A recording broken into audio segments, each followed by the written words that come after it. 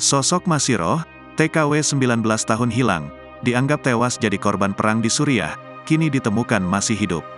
Inilah sosok Mashiroh, tenaga kerja wanita atau pekerja migran Indonesia asal Indramayu yang telah hilang kontak selama 19 tahun. Mashiroh merupakan PMI di Suriah yang berasal dari Blok Walet, Desa Pranggong, Kecamatan Arahan, Kabupaten Indramayu. Ia adalah anak ketiga dari 7 bersaudara, dari pasangan Darwiyah dan Sopiah. 19 tahun hilang kontak, Mashiroh sudah dianggap meninggal dunia oleh pihak keluarganya. Pasalnya, pihak keluarga sudah melakukan berbagai cara untuk mencari tahu keberadaan Mashiroh.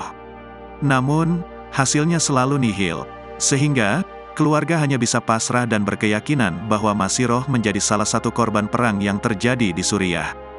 Bahkan, setiap acara tahlilan yang digelar keluarga dalam beberapa tahun terakhir ini, nama mendiang Mashiroh selalu disebut untuk diantarkan doa. Mashiroh berangkat ke Suriah untuk menjadi PMI sejak tahun 2005. Saat itu, Mashiroh baru saja lulus SLTP dan baru melangsungkan pernikahan. Namun, karena alasan ekonomi, Mashiroh memaksa ikut berangkat ke luar negeri bersama teman-temannya menjadi TKW. Kini, teman-temannya itu sudah kembali ke desa tanpa Mashiroh. Setelah bertahun-tahun kabar Mashiroh tidak diketahui, pihak keluarga bisa sedikit bernapas lega mengetahui Mashiroh masih hidup. Ibu Mashiroh, Sopiah, mengetahui kabar Mashiroh dari seorang YouTuber beberapa waktu lalu. Sosok YouTuber itu mengatakan bahwa ada TKW di Suriah tengah mencari keluarganya yang bertempat tinggal di Desa Pranggong. Saat melihat foto dan ciri-ciri TKW tersebut, Sopiah langsung terkejut karena TKW itu ternyata adalah putrinya yang telah 19 tahun hilang kontak. Diketahui, kini Mashiroh berada di Aleppo, Suriah.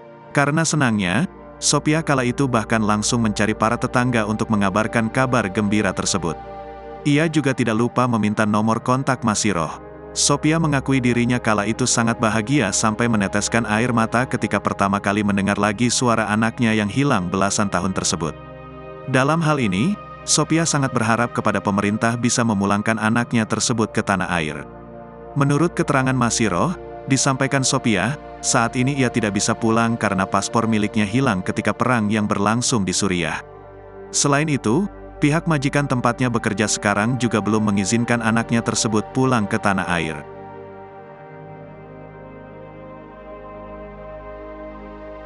Download Tribun X sekarang, menghadirkan lokal menjadi Indonesia.